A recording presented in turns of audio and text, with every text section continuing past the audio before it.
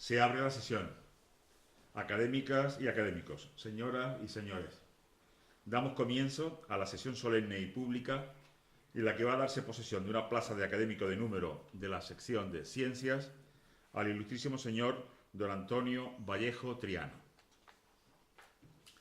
El secretario de la Corporación, el ilustrísimo señor don Juan de la Cruz López García Verdoy, dará lectura al certificado del acta de la Junta General de Elección del nuevo académico. Esta Real Academia de Nobles Artes de Antequera, en su junta celebrada el día 3 de junio de 2009, y en atención a los méritos y calidades que le distinguen, ha acordado designar como académico numerario de la sección de Ciencias al ilustrísimo señor don Antonio Vallejo Triano, en testimonio de lo cual mando a pedirle este título autorizado con su sello, Antequera, 11 de junio de 2010. Proceda a leer el preceptivo discurso de ingreso que lleva por título La arquitectura destinada a la administración en el califato omeya de Al-Ándalus.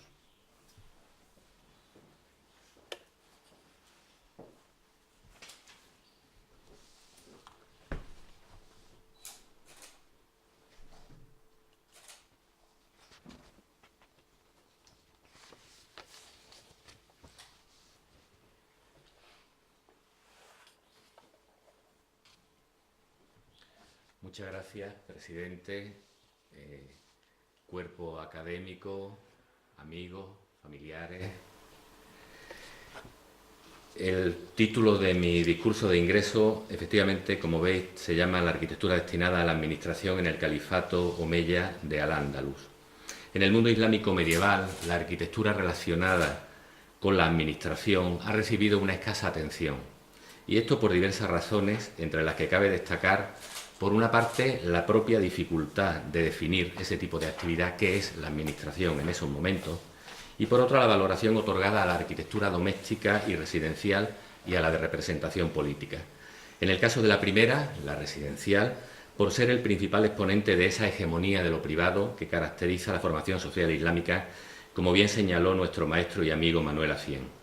Y en el caso de la segunda, de la arquitectura de representación, porque por su propia estructura absolutista del poder, la representación política forma parte de los mecanismos de reproducción ideológica que legitiman la figura del soberano y se considera el cenit de la vida palaciega en todos los estados y en todas las épocas, por lo que ha merecido siempre el interés del poder y, por tanto, contamos con más fuentes de información y documentación. Respecto de la clase de actividad a la que me refiero, las prototípicas, las actividades administrativas prototípicas, serían la gestión de los asuntos asignados a los visires, los relacionados con la correspondencia oficial del Estado, es decir, con la Cancillería y la Administración de Justicia. Pero estas no son las únicas actividades. Hay otras de naturaleza más ejecutiva, como las que tienen que ver con el gobierno de la ciudad, como la Shurta, el Sahib al-Medina, el Sahib al-Suq, o de otras instituciones del Estado, como la CECA, la Dar al-Tiraz, la Dar al-Siná y otras. Y, por supuesto, la actividad de los funcionarios de provincias, como los gobernadores, a través de los cuales el poder central ejerce el control del territorio, y los cadíes, que administran la justicia en nombre del soberano. Es a esto a lo que me refiero, aun cuando solo explicaré la actividad propiamente administrativa desarrollada en el interior del palacio, porque esos son los únicos datos arquitectónicos que poseemos. No incluyo en esta calificación administrativa, aun cuando desde el punto de vista arquitectónico tiene relaciones, las actividades asociadas con la intendencia y el mantenimiento del palacio. Ceremonial y protocolario, en toda esa ceremonia que conduce al Salón del Trono, que impone una rígida jerarquía, más relacionada con eso, digo, que con su función propiamente administrativa. Fue este modelo, en cambio, el de edificio cuadrangular con patio central y salas alargadas perimetrales, el que triunfó definitivamente en Al-Ándalus, y así volvemos para la Cancillería, y así volvemos a reconocerlo 2 siglos y medio después en la corte nazarí de la Alhambra. Muchas gracias.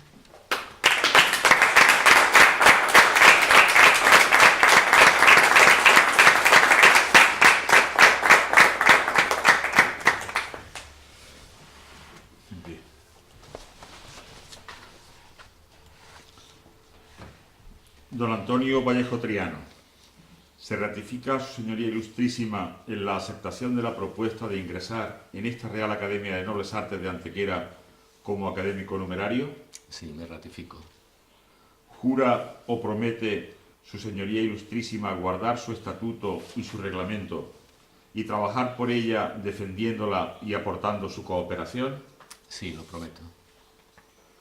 En nombre de la Real Academia de Nobles Artes de Antequera, confirmamos pública y solemnemente vuestro nombramiento de académico numerario de la sección de Ciencias. Podéis utilizar sus atributos y ocupar su tribuna pública. Procurad enaltecer esta corporación que hoy os acoge en su seno y contribuir con vuestra meritoria labor al esplendor y honra de las ciencias, las artes y las letras, cuyo estudio y fomento nos ha sido confiado.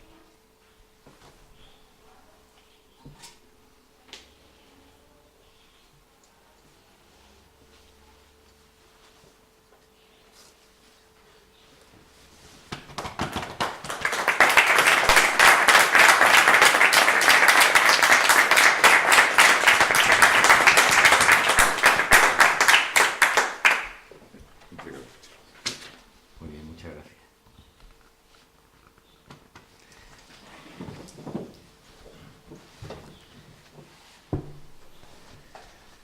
En nombre de la Academia va a hacer el discurso de contestación el ilustrísimo señor don José Beltrán Fortes, académico numerario de la sección de Ciencias.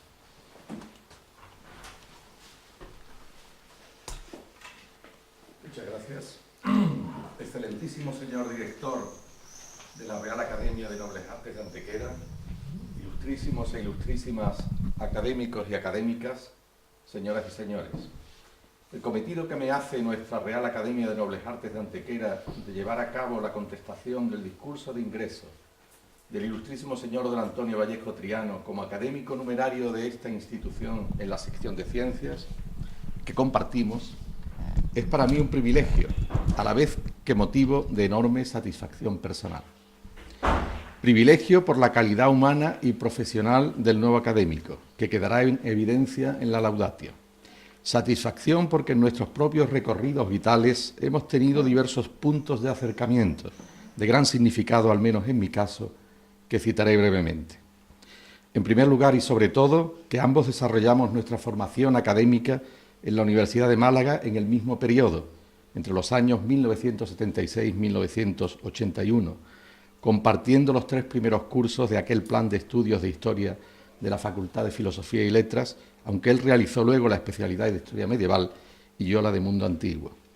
Aunque cada uno en su especialidad, pero también luego ambos hemos dedicado nuestra investigación histórica al campo de la disciplina arqueológica. Posteriormente coincidimos en Córdoba en los años 1988 a 1990, él como director del conjunto arqueológico de Medina Zahara y yo como profesor titular de arqueología de la Universidad de Córdoba. Aún recuerdo que recién llegado a aquella ciudad me llamó y me puso sobre la pista de los sarcófagos romanos reutilizados en Medina Zahara, que ha sido un tema recurrente en mi investigación y que de hecho hemos previsto realizar juntos un último estudio de actualización de aquel conjunto de sarcófagos reutilizados en la capital califal. Más adelante, habiéndome trasladado ya a la Universidad de Sevilla en el año 1990, coincidimos entre los años 2003 y 2005 como vocales de la Comisión Andaluza de Arqueología y finalmente nuestra Academia de Antequera nos vuelve a reunir en el marco más adecuado posible. Considero que nuestra academia refuerza un importante, podríamos decir, potencial arqueológico a partir de los diversos académicos especialistas en las materias de prehistoria y arqueología, que quizás deberían sustentar en el futuro proyectos comunes en una adecuada sinergia. Con la incorporación de don Antonio Vallejo se cubre de manera sobresaliente el apartado de la arqueología medieval. Antonio Vallejo Triano ha nacido en Antequera, por lo que ahora su ciudad lo acoge como hijo destacado en su máxima institución cultural, la Real Academia de Bellas Artes. Por todas esas circunstancias que concurren, es para mí, como decía al principio, motivo de gran satisfacción poder contestar dentro de mis limitaciones a un tema de tan gran calado científico en el marco de la arqueología medieval islámica, como es el que hoy nos ha presentado aquí el doctor Antonio Vallejo. Pero es preceptivo, antes de llevar a cabo, es preceptivo, como digo, llevar a cabo antes la laudatio del nuevo académico, ya esbozada en algunos rasgos. Ello no es tarea fácil, porque supone condensar en breves líneas un currículum vitae investigador y profesional de enorme desarrollo y calado, en lo cuantitativo, pero asimismo en lo cualitativo, por lo que pido previamente excusas porque será obligadamente resumido. Ya he dicho en alguna otra ocasión que los nuevos académicos de nuestra institución deben adecuarse de entrada al requisito básico que oficialmente se dice, y es que sean, y cito, personas que han demostrado suficientemente su competencia intelectual, poniéndola aquí al servicio de intereses tan legítimos como son los que conciernen a la ilustración de las ramas científicas que conforman su tronco, a saber, ciencias, artes y letras. Ello es ampliamente constatado en el caso de don Antonio Vallejo.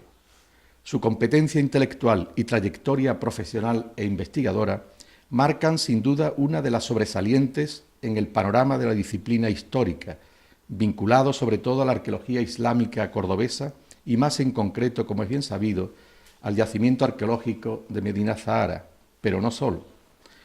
Por otro lado, su actividad en este campo condensa el significado de lo que hoy en día se ha convertido la arqueología, no simplemente en una disciplina histórica, sino en un modelo de gestión patrimonial que Antonio Vallejo ha desarrollado de manera óptima desde la Administración autonómica. Pero no olvidemos que esa gestión patrimonial, que incluye la correcta tutela, con la conservación, la protección y la difusión de los bienes culturales, se basa en la investigación, y también en esta es maestro Antonio Vallejo. Y lo es porque aprendió posiblemente del mejor maestro que ha tenido la arqueología medieval islámica en Andalucía, el profesor de la Universidad de Málaga, Manuel Acien Almansa, lamentablemente desaparecido y para el que tenemos un recuerdo de admiración científica y reconocimiento personal. En efecto, Antonio Vallejo cursó los estudios de licenciatura de Historia en la Universidad de Málaga y posteriormente se doctoró en la de Jaén en el año 2003, aunque su labor profesional y de investigación, como he dicho, se ha vinculado sobre todo a Córdoba. Es funcionario de carrera desde 1991 del Cuerpo Superior Facultativo de la Junta de Andalucía como conservador del patrimonio histórico y obtuvo el número 1 en la primera convocatoria de dicho cuerpo, por lo que de facto es su decano. Pero desde junio de 1985 fue director del conjunto arqueológico de Medina Zahara en Córdoba hasta el año 2013, prácticamente 28 años de dedicación plena al yacimiento, en su investigación y su gestión, que han permitido, aparte de los avances, además, en los temas de conservación y musealización de los restos, que hoy cuente con un magnífico museo de sitio, posiblemente el mejor de toda España. Desde ese año de 2013 a la actualidad, desempeña tareas de asesor técnico del Museo de Bellas Artes de Córdoba. Además, ha sido vocal de la Comisión Técnica del Patronato del Alhambra y Generalife en los años 1995-1999 y, como decía antes, de la Comisión Andaluza de Arqueología entre los años 2003 y 2007. Aunque su actividad profesional se ha movido, por tanto, en el campo de la gestión patrimonial desde la Administración autonómica, de manera complementaria, asimismo, ha desarrollado docencia universitaria, como profesor en la Universidad de Córdoba en los años 1996-99 y en los años 2012-2015. Y ha colaborado como profesor en másteres especializados en las universidades de Córdoba, de Sevilla y de Alcalá de Henares en diferentes años desde fines de la década de 1990 hasta la actualidad. Es autor de cerca de 40 artículos y capítulos de libros especializados en temas de historia y arqueología medieval islámica, así como aportaciones a más de 50 congresos, muchos de ellos internacionales. Además, es autor de 7 libros, entre los que yo destacaría el titulado La ciudad califal de Madinat al-Zahara, arqueología de su arquitectura, editado por la editorial Almuzara en Córdoba 2010, que es el principal realizado hasta la fecha sobre ese tema. Como se desprende de esa sucinta relación, su trayectoria y resultados merecen una calificación de excelencia, que esa consideración es general, puede deducirse del hecho, y solo mencionaré este, de que desde el año 1999 es miembro de honor del Instituto Arqueológico Alemán, sin duda la institución arqueológica de más prestigio a nivel internacional. También en ese marco coincidimos, y es otro punto más de la relación mutua a la que antes me refería. En resumen, su inclusión en nuestra academia está pues plenamente justificada. Ejemplo de esa alta competencia intelectual que reclama nuestra docta institución para sus miembros académicos es el trabajo que se ha leído anteriormente como discurso de ingreso, lógicamente abreviado. No obstante, esta síntesis testimonia la profundidad y calado científicos en un tema histórico no tratado hasta ahora, como es el del análisis arqueológico de los espacios arquitectónicos civiles de administración en el Califato Omeya, con sus antecedentes en el periodo emiral cordobés y podemos decir sus consecuentes en el periodo nazarí granadino. Destaco a nivel general dos características sobresalientes. En primer lugar, la novedad del tema, ausente de trabajos previos, lo que proporciona al estudio una categoría científica mayor. En segundo lugar, la calidad del método de trabajo científico, donde se articulan de manera adecuada, como debe ser en el correcto trabajo arqueológico de época histórica, los datos más escasos pero preciosos, aportados por las fuentes escritas y epigráficas, con los más abundantes y siempre renovados que aporta el análisis de la documentación material arqueológica. El trabajo de Antonio Vallejo es modélico en este aspecto, dando validez científica a sus propuestas, hipótesis y conclusiones. El objeto del trabajo es plantear si existe o no un modelo arquitectónico propio reconocible en los edificios urbanos de carácter público ligados con temas de la gestión administrativa, como la Cancillería u órganos unipersonales para el gobierno de la ciudad o el propio Estado. Se han establecido 3 ámbitos de estudio en Al-Ándalus, como hemos tenido ocasión de oír, siendo el principal el intermedio. En primer lugar, el análisis del periodo emiral, con la revisión de la documentación de fuentes escritas y arqueológicas de la capital de Córdoba, en el Alcázar Omeya, y con el desarrollo de estructuras burocráticas más complejas, entre las que sobresalen las asociadas a las figuras de los visires. Se sitúa la localización de estos espacios en el paisaje urbano cordobés, pero no se puede llegar a una identificación arqueológica. En segundo lugar, en el caso del Califato Omeya, la arqueología de Medina Zahara aporta una mejor documentación arqueológica dentro del enorme Alcázar, que ocupa cerca de 20 hectáreas y es exponente de una mayor complejidad administrativa. De gran interés es el desarrollo de unos esquemas de representación ideológica del poder, que se vincula a todos los ámbitos palatinos, desde aspectos tan diversos como la arquitectura y el urbanismo hasta el protocolo de corte, como ha destacado Antonio Vallejo. En ello recuerda asimismo a formas de la tardoantigüedad que el mundo omeya debió conocer en relación sobre todo al Imperio bizantino, heredero del tardorromano. En el tema de análisis propuesto, como se ha visto en el discurso, se propone que los edificios de la Casa Militar y de la Casa de los Visires, cuyas funciones son conocidas por las fuentes, se identifiquen en Medina Zahara respectivamente con los llamados Salón Basilical Superior y Patio de los Relojes, lo que encaja bien arquitectónica y urbanísticamente con los itinerarios y ceremonias descritos en las fuentes. De gran interés personal es la consideración que hace Antonio Vallejo sobre la interpretación de piezas tan singulares como los relojes de sol y los sarcófagos romanos reutilizados, que efectivamente aparecen en ambientes no residenciales, sino públicos del califa y la corte. También funciones administrativas se dan a otros edificios, como el llamado edificio número 23 o el situado al este de la hipotética casa militar en torno a la plaza superior del Alcázar, como hemos tenido ocasión de observar.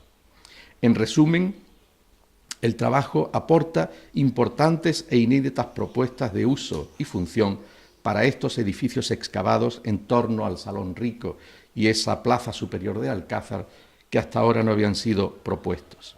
Y se identifican en ese ámbito del Califato Omeya 2 tipos de edificios administrativos.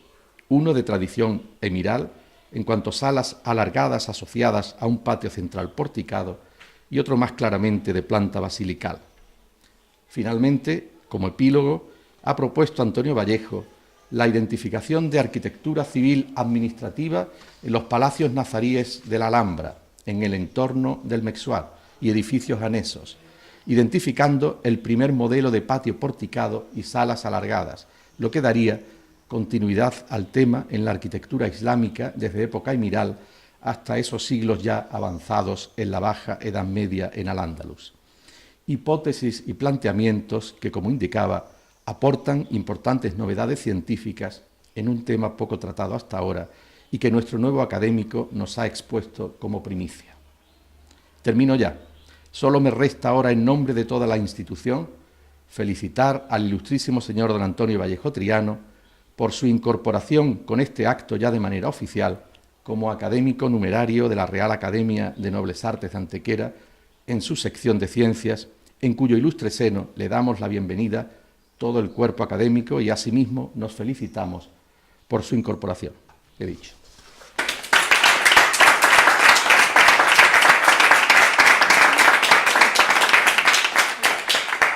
Se levanta la sesión. Muchas gracias.